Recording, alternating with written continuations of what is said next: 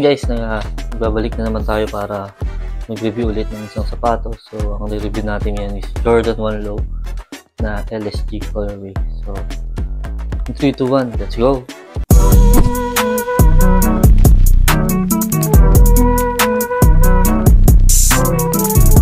So, ito yung mismong sapatos.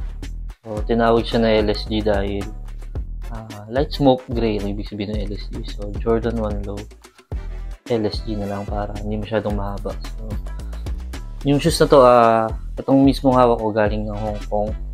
Hindi ako sure kung may nirelease dito sa Pilipinas din to. Pero sa tingin ko, pagkakaalam ko, wala. Kaya medyo ang hirap hanapin nung shoes na to, yung colorway na to, and yung size. Kasi yung client ko, size 7 to na pang men. So, medyo maliit. Buti na lang nakakuha tayo na, ito na yung pinakamaliit na nakuha ko. Size 7. Kasi yung mga GS, alam naman natin na medyo masakit sa bulsa yun. So, parang masyado nang mahal. At kakalitan lang niya. Mula natin yan sa toe box. Ayan. Yung toe box niya, ang color is yung gray, then white. Ayan, yung combination. Then yung swoosh, color black. Ang ganda ng pagka-black niya, parang hindi namang matte, pero parang matte, hindi siya glossy. Hindi rin super matte. Ayan, nakita sa camera. Ito yung kabila. Then yung lace niya, color black. Ayan. Then gray dito. Yung tang niya, color black. Then yung Chopman logo niya, red. Ayan.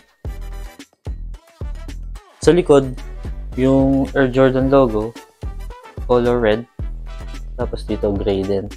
So, yung pagka-gray niya, yung gray na gray talaga, hindi light gray. Yung gray. Ayan. Meron kasi light gray, sa dark gray. Ito gray. Ayan, kita naman sa...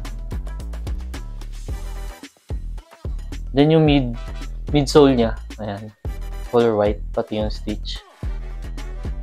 Color white. Then yung outsole, color black. Ganda rin ng color blocking na to. Madaling bagayan. Hindi ka mahihirapan. Colorway na to. Then ito nga pala yung insole. Black yung Chopman logo, then red yung pinaka-insole mismo. Ayan. Wala tong kasamang extra lace. So, ito lang yung default lace niya. Yung color black. Leather quality naman. Yung leather niya, hindi malambot. Matigas. Ito, matigas to. Ayan. Matigas nitong color gray. Yung black niya, hindi naman tumbled. Pero, tingnan mo. Parang medyo tumbled leather. Nakita sa camera. Yung mga local kasi nito, hindi ganito. Hindi, syempre, hindi naman nila makuha yung quality nun. Nagagaya lang nila, copy lang. Pag ginawakan mo talaga, matigas. Hindi naman yung quality ng leather nito, hindi naman kasing quality ng mga high. Pero ito, matigas kasi yung hawak ko dito. Ayan. So, tingnan natin yung dalawang pair. Yung pareha. Size 7 to. Medyo maliit to pang lalaki. Size 7 na pang lalaki. Ayan. Yung box, sige, pakita na rin natin yung box. Ito yung box niya. Color black. Mga typical sa Jordan 1 Low. Ayan, may 23 dito. Din ito yung size 7. Sa likod niya, ito. Walang nakalagay dito na pang local release. Kasi nga, hindi naman dito sa Pilipinas ito galing. Sa Hong Kong to galing. Ayan. Sa loob, ayan. Tapos itong paper, yung mga fake, mga UA. Pag ginanto mo pa lang, rinig na sa video. Ito kasi makapal. Hindi naman sobrang kapal, pero iba talaga yung ito nila, yung paper. Naririnig naman sana sa video. Ayan, mga tripit lang. Ito lang naman yung box niya.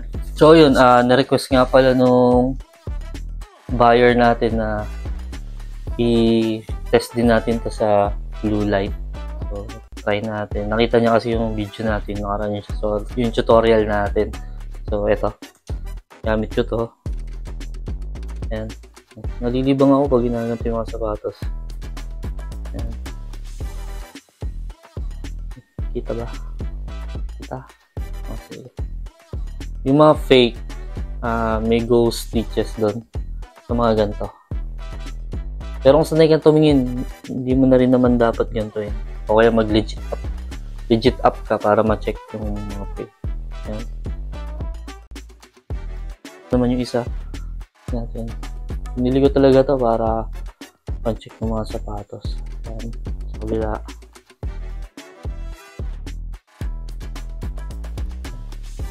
Yung iba, hindi naman na gumagamit nito kasi mga ano na sila. Siyempre, dahil na nilang nahawakan sapatos. So, pag paulit-ulit mo nahawakan, makikita mo talaga na kung ano yung legit saka yung fake. Sa mga size tag lang, makikita mo na yan. Sa box, yun.